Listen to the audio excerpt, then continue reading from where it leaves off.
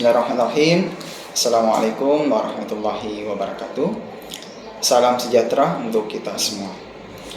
Perkenalkan, nama saya Rizal Irfandi, salah satu dosen tetap pada program studi S1 Pendidikan Biologi, Fakultas Ilmu Pendidikan, Universitas Puan Tri Magalatung. Pada kesempatan ini saya akan menjelaskan pernyataan diri dosen dalam unjuk kerja Tridharma Perguruan Tinggi atau dapat disingkat dengan PDD OKT-PT. Menjadi seorang dosen wajib menjalankan Tridharma Perguruan Tinggi, yaitu pengajaran, penelitian, dan pengabdian kepada masyarakat.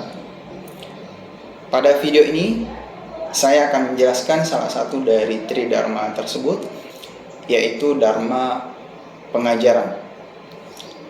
Saat ini mata kuliah yang saya ampu diantaranya kimia umum, fisika umum, biokimia, dan teknik penulisan karya ilmiah.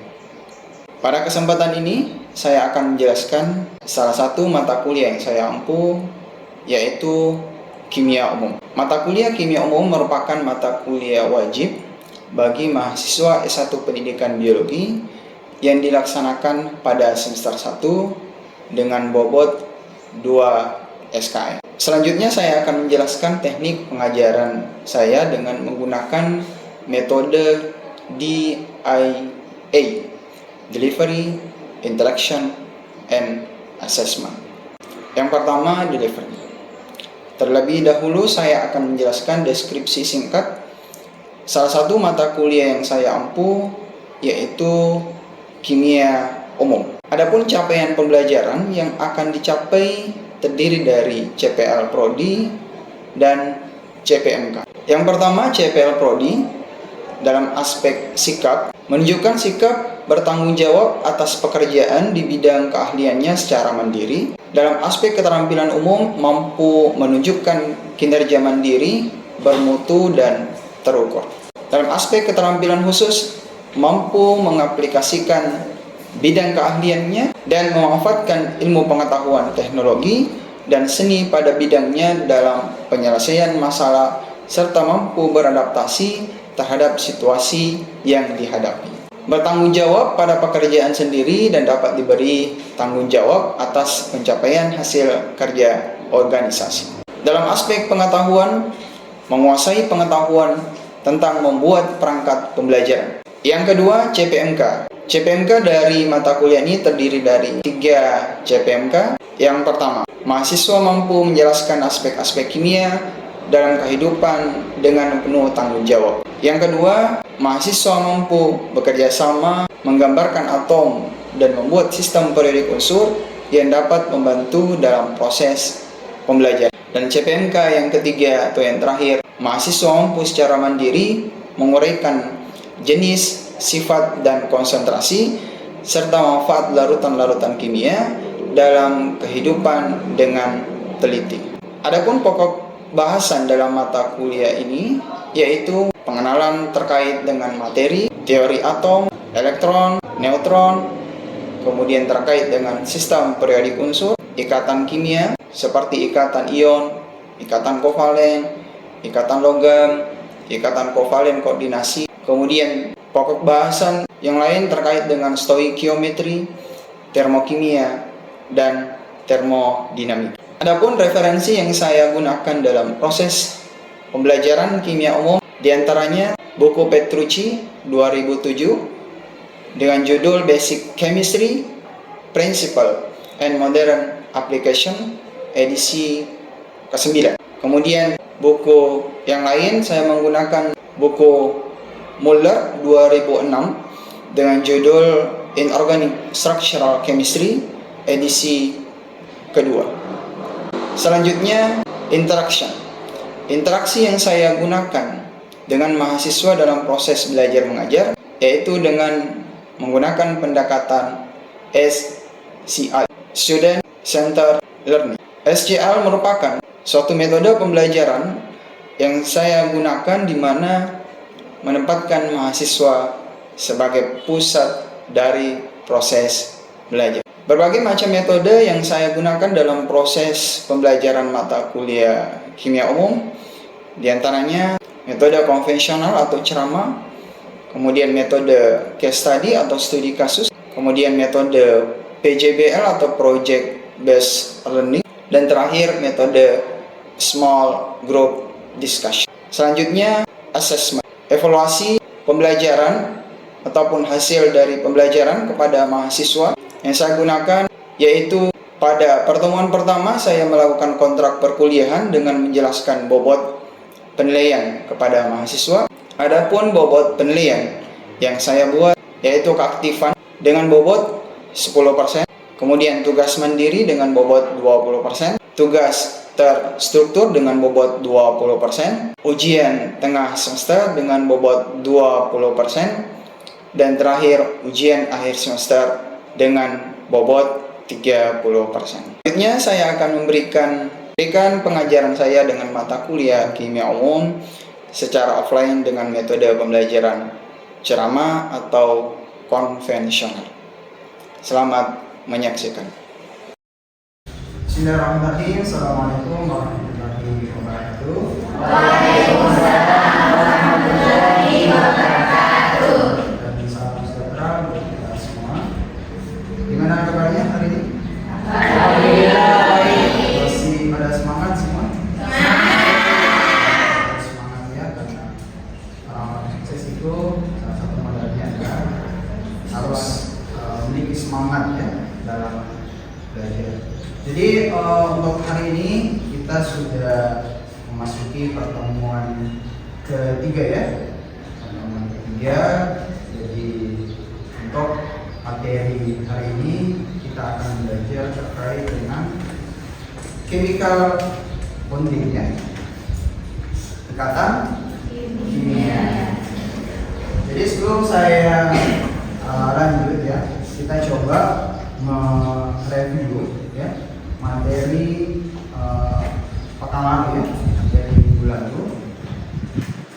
Saya mau tanya dulu, ada yang masih ingat materi pekan lalu? Ini sebelum kita masuk materi hari ini ya. Ada yang masih ingat? Coba hitung, bisa hitung? Ya, coba pilih.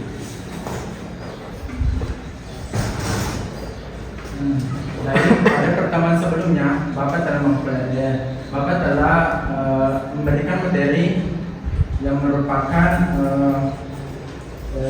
partikel penyusun atom, elektron, neutron, dan proton. Yang kedua, elektron dalam atom terdiri model atom dan mekanika kuantum. Yang ketiga, bilangan kuantum dan elektron yang terdiri utama, asimut, magnetik, dan spin. Yang terakhir konfigurasi elektron. Oke. Jadi materi sebelumnya atau materi pekan lalu kita sudah belajar terkait dengan konfigurasi elektron ya. Kita sudah mengenal apa itu atom, kita sudah mengenal apa itu elektron, apa itu nomor atom ya. Nomor atom karena itu nanti akan kita gunakan dalam materi selanjutnya yaitu terkait dengan ikatan kimia. Terutama yang saya highlight tadi yang sampai hitung terkait dengan konfigurasi elektron. Karena itu modal kita dalam belajar untuk materi hari ini yaitu terkait dengan ikatan kimia. Jadi saya kira ini ya kalian sudah paham apa itu konfigurasi elektron. Saya mau coba menunjuk siapa yang bisa buat konfigurasi elektron dari natrium dengan nomor atom 11. Siapa bisa? Ya, kita dalam belajar ikatan kimia ini modal penting untuk kita. Jadi ingat dalam pengisian elektron pada orbital itu dimulai dari terendah ke dari tertinggi kan sudah 10 ya. Jadinya 3S1 ya. Sudah tepat ya. Satu ya. saya lagi mantap lagi pemahamannya terkait konfigurasi elektron. Ya, dari konfigurasi elektron ini kita bisa melihat atom itu atau unsur itu dia masuknya di golongan berapa di sistem periode unsur, dia masuknya di periode berapa di sistem periode unsur. Dari sini juga kita bisa tentukan berapa elektron valensinya. Oke, saya lanjut. Nah, kita masuk ke teori Lewis. Nah, teori Lewis itu simbol kimia, ya, simbol kimia yang dia gambarkan dengan titik.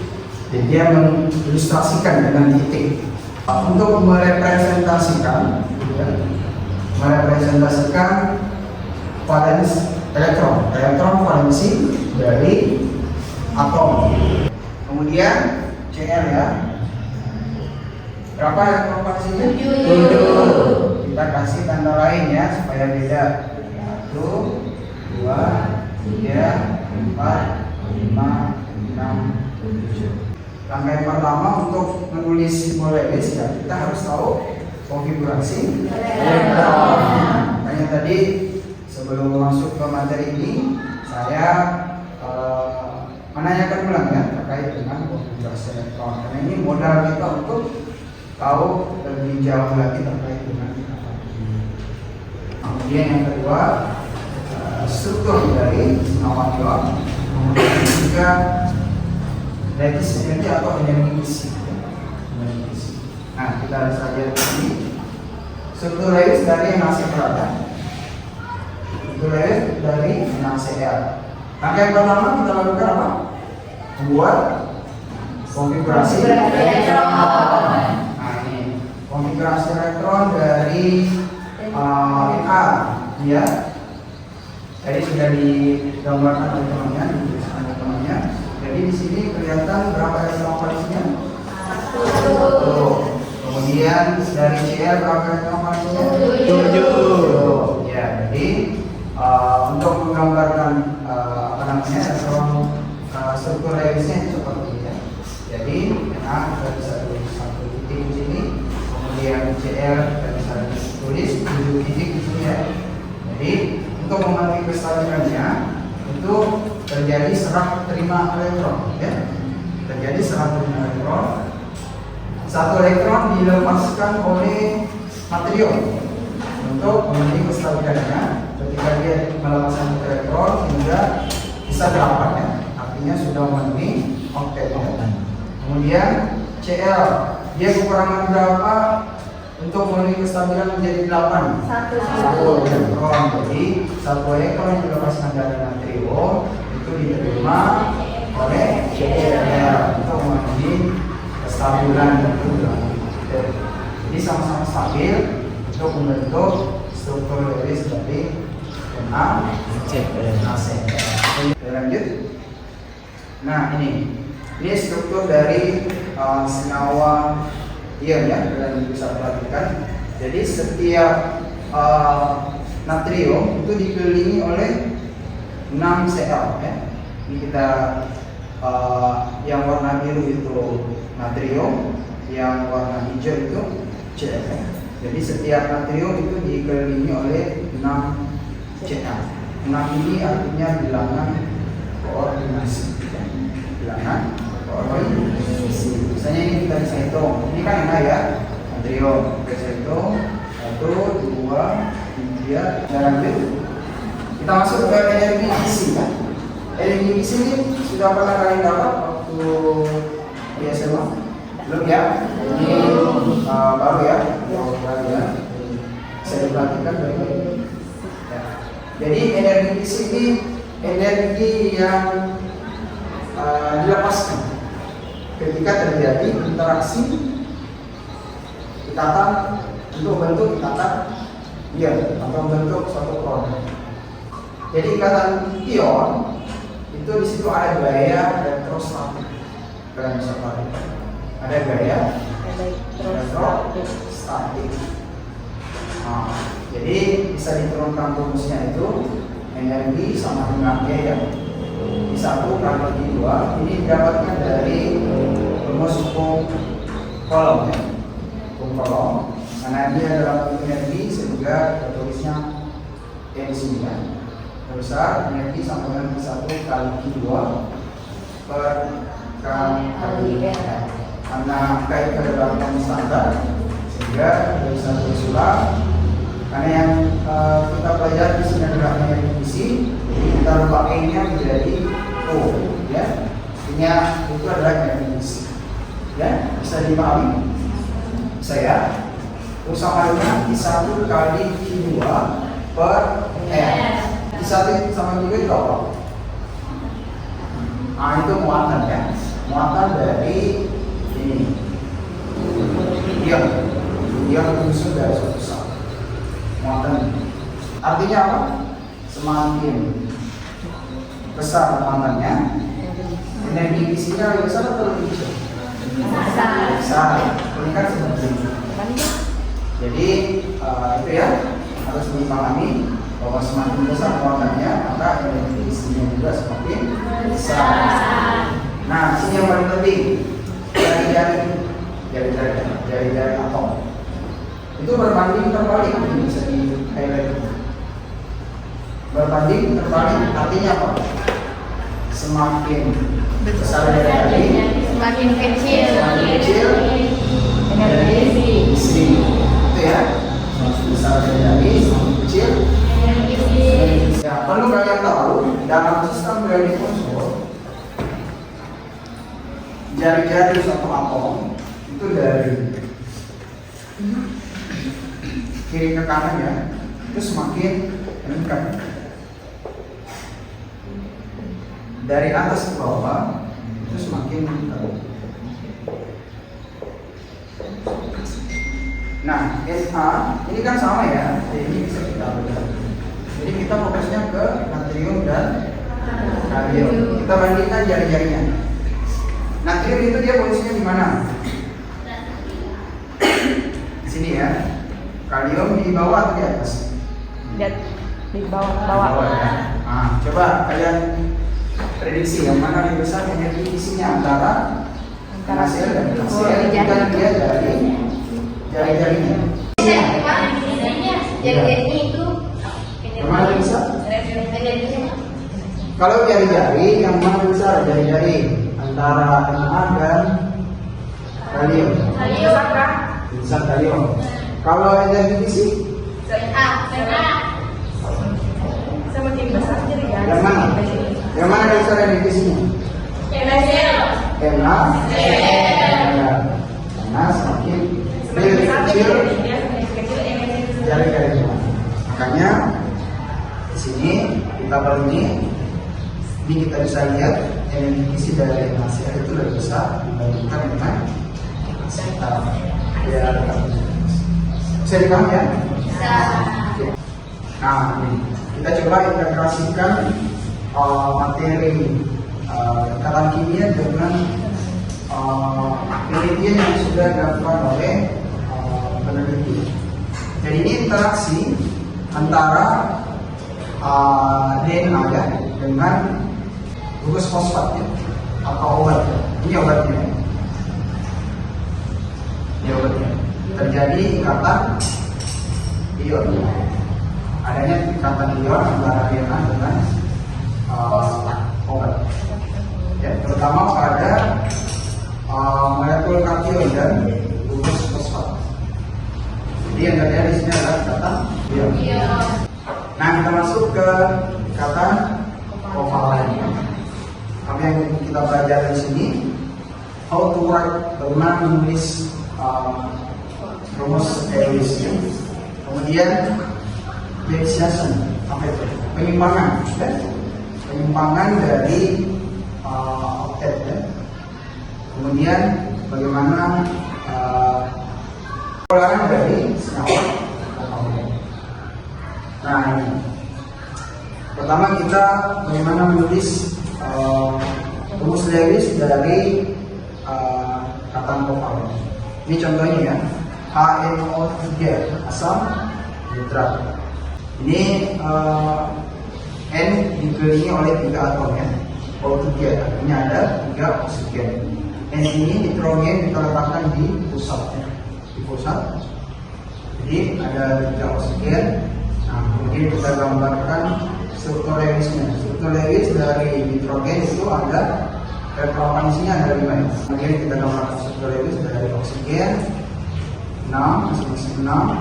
Kemudian yang tersisa adalah hidrogen. Sehingga kita peroleh struktur Lewis dari 3 ya. Jadi jenis dari karbon kopalin itu ada namanya karbon kopalin juga.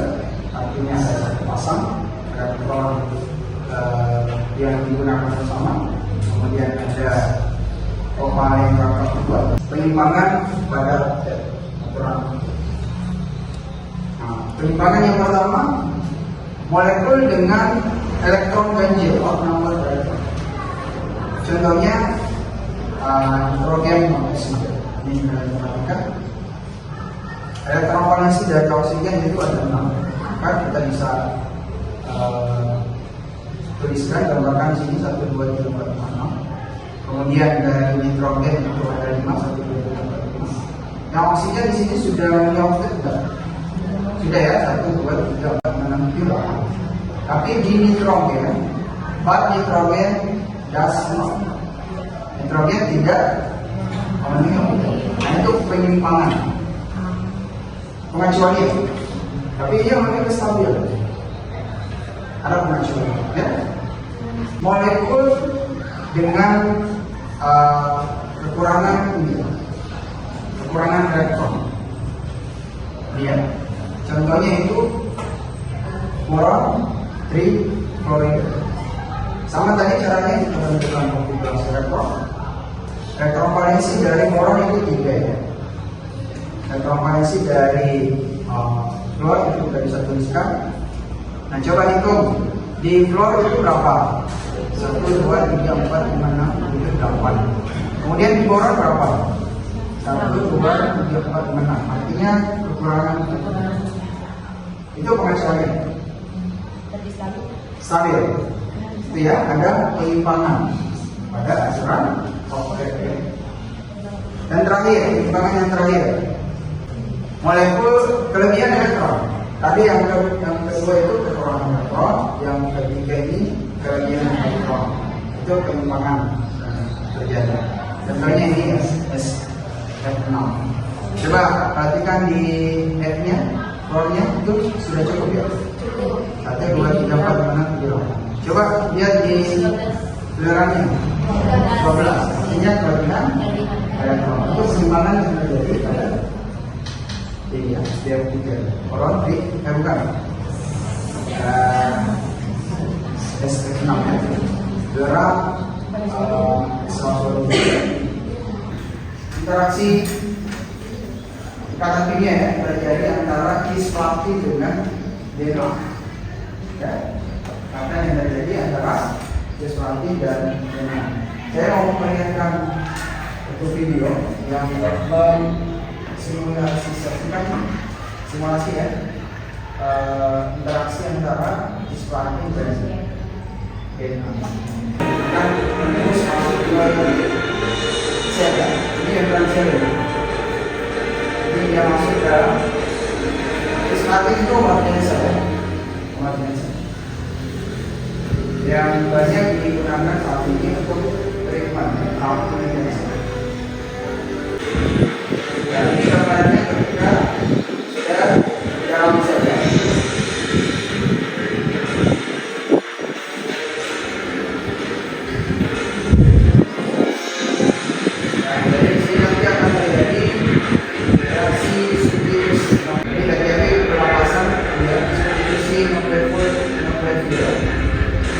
Antara Cl dan pasangan hidrogen dari DNA, sehingga dengannya terjadi perubahan struktur ya. Artinya kalau terjadi perubahan struktur itu terjadi perubahan sifat. Ketika terjadi perubahan sifat, maka akan terjadi penghambatan mutasi dari sel itu, sehingga sel yang abnormal itu berhenti untuk terjadinya replikasi atau pembelahan selanjutnya. Gitu ya. Misalnya terjadi satu ya, menjadi satu. Ketika terjadi interaksi antara sesuatu dan dengan sampai selnya menjadi mati. Ada nitrogen, bahasa nitrogen, ada glukosa, ada fosfat. Nah, pada simulasi tadi yang saya tampilkan itu siswatinnya terikat pada basa nitrogen. Nah, pertanyaannya pada basa nitrogen yang mana? Basa nitrogen pada DNA kan banyak ya. Ada apa? Ada ini, ada guanin, ada ini. Nah, pertanyaannya dia terikatnya pada di mana? Basa nitrogen yang mana? Ya, jadi menurut penelitian dan telah terpublish ya, melakukan penelitian ternyata itu terikat pada basa nitrogen guanin. Terikat pada basa nitrogen guanin. Ikatan kimia apa yang terjadi? Ikatan kovalen. Ikatan kovalen. Di tempatnya ikatan kovalen koordinasi. Kenapa terjadinya di basa nitrogen guanin? Karena pada basa nitrogen guanin itu kayak elektron, sehingga lebih cenderung terjadinya delokalisasi elektron. Delokalisasi elektron. Oke ya, bisa dipahami? Ya, terakhir kesimpulan ya. Kesimpulan, tadi kita sudah pelajari terkait dengan ikatan ion ya. Ikatan ion pada intinya ada serah terima elektron ya. Ada serah terima elektron. Kemudian pada ikatan kovalen ada penggunaan elektron secara bersamaan ya. Kemudian tadi kita juga sudah melihat bagaimana interaksi hasil penelitian dengan materi kita pada hari ini terkait dengan ikatan kimia, supaya kalian bisa lebih tahu tujuan dari kita mempelajari ikatan kimia ya. Ikatan kimia itu siapa tujuannya untuk kedepannya ya, kita pelajari. Nanti saya tampilkan beberapa penelitian yang menggambarkan apa namanya, adanya terjadi beberapa ikatan kimia, ikatan ion dan ikatan kovalen. Oke, dan terakhir saya ini memberikan tulis untuk mengevaluasi pembelajaran kita pada hari ini. Untuk linknya, tulisnya sudah siap ya. Nah, kita coba mulai tulisnya. Silakan dipilih jawaban yang bagian sudah benar ya. Oke, bisa dimulai ya. Bisa coba sekarang.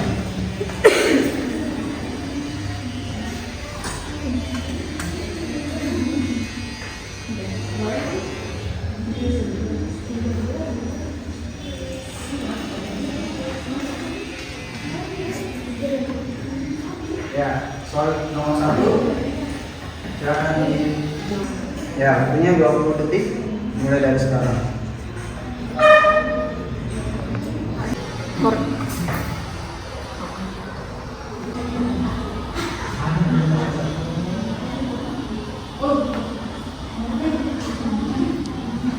Ya, waktunya sisa 8 detik.